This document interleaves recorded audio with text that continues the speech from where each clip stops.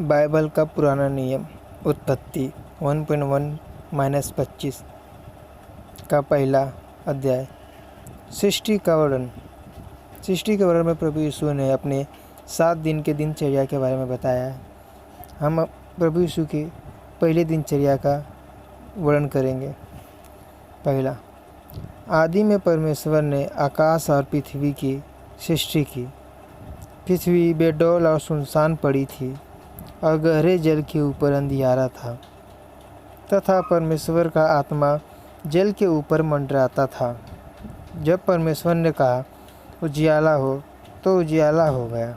और परमेश्वर ने उजियाले को देखा कि अच्छा है, और परमेश्वर ने उजियाले को अंधियारे से अलग किया।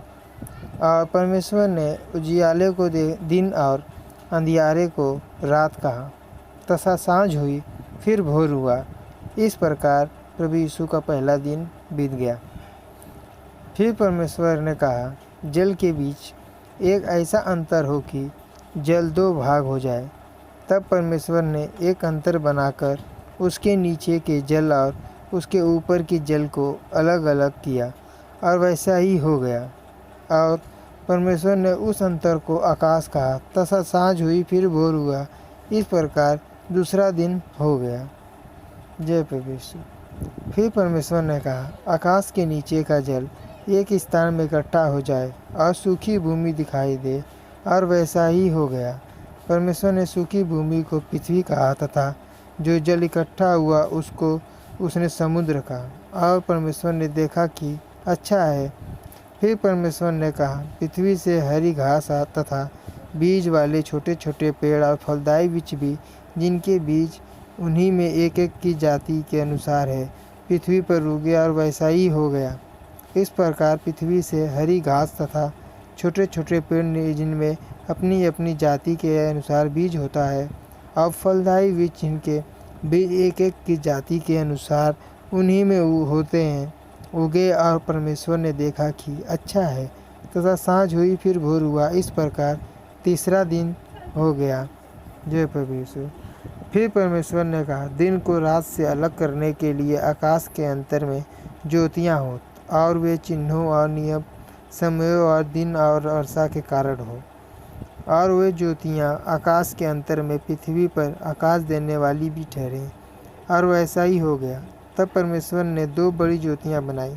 उनमें से एक बड़ी ज्योति को दिन पर प्रभुता करने के लिए, और छोटी ज्योति को रात पर प्रभुता करने के लिए बनाया।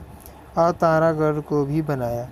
परमेश्वर ने उनको आकाश के अंतर में इसलिए रखा कि वे पृथ्वी पर प्रकाश दें तथा दिन और रात पर प्रभुता करें, और उजियाले को अंधियारे से अलग करें। और परमेश्वर ने देखा कि अच्छा है। तथा सांझ हुई, फिर भोर हुआ। इस प्रकार चौथा दिन प्रभु यीशु का बीत गया। फिर परमेश्वर ने कहा, जल जीवित प्राणियों से बहुत ही भर जाए, और सांझ पृथ्वी और पक्षी पृथ्वी के ऊपर आकाश के अंतर में उड़े। इसलिए परमेश्वर ने जाति जाति के बड़े बड़े जल जंतुओं की और उन सब जीवित प्राणियों की भी सृष्टि की, जो चलते फिरते हैं, जिनसे जल बहुत ही भर जाया। और एक एक जाति के उड़ने वाले पक्षियों को भी सृष्टि की। और परमेश्वर ने देखा कि अच्छा है। और परमेश्वर ने यह कह के उनको आशीष दी, फूलों फलों और समुद्र के जल में भर जाओ, और पक्षी पृथ्वी पर बढ़े। तथा सांझ हुई, फिर भोर हुआ। इस प्रकार 5वां दिन हो गया। 24वां। फिर परमेश्वर ने कहा, पृथ्वी से एक एक जाति के जीवित प्राणी तथा घरेलू पशु और रेंगने वाले जंतु और पृथ्वी के वन पशु जाति जाति के अनुसार उत्पन्न हो, और वैसा ही हो गया। इस प्रकार परमेश्वर ने पृथ्वी के जाति जाति के वन पशुओं को, और जाति जाति के घरेलू पशुओं को, और जाति जाति के भूमि पर सब रेंगने वाले जंतुओं को बनाया। और परमेश्वर ने देखा कि अच्छा है। फिर परमेश्वर ने कहा, हम मनुष्यों को अपने स्वरूप के अनुसार अपनी समानता में बनाए, और वे समुद्र की मछलियों और आकाश के पक्षियों और घरेलू पशुओं और सारी पृथ्वी पर और सब रेंगने वाले जंतुओं पर जो पृथ्वी पर रेंगते हैं अधिकार रखे। तब परमेश्वर ने मनुष्य को अपने स्वरूप के अनुसार उत्पन्न किया। अपने ही स्वरूप के अनुसार परमेश्वर ने उसको उत्पन्न किया, नर और नारी करके उसके मनुष्यों की सृष्टि की।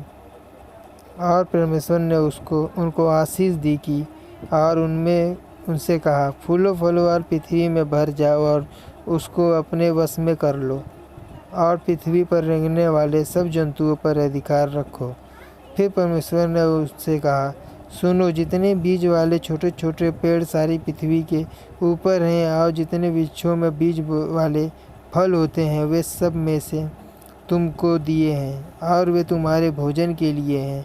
30वां, और जितने पृथ्वी के पशु और आकाश के पक्षी और पृथ्वी पर रेंगने वाले जंतु हैं जिनमें जीवन का प्राण है, उन सब के खाने के लिए मैंने सब हरे हरे छोटे पेड़ दिए हैं। और वैसा ही हो गया। तब परमेश्वर ने जो कुछ बनाया था सबको देखा तो क्या देखा कि वह बहुत ही अच्छा है, तथा सांझ हुई फिर भोर हुआ। इस प्रकार 6वां दिन हो गया। जय प्रभु यीशु, आमीन। यो आकाश और पृथ्वी और उनकी सारी सेना का बनाना समाप्त हो गया और परमेश्वर ने अपना काम जिसे वह करता था 7वें दिन समाप्त किया और उसने अपने किए हुए सारे काम से 7वें दिन विश्राम किया। अब इस परमेश्वर ने 7वें दिन को आशीष दी और पवित्र ठहराया, क्योंकि उसमें उसने सृष्टि की रचना के अपने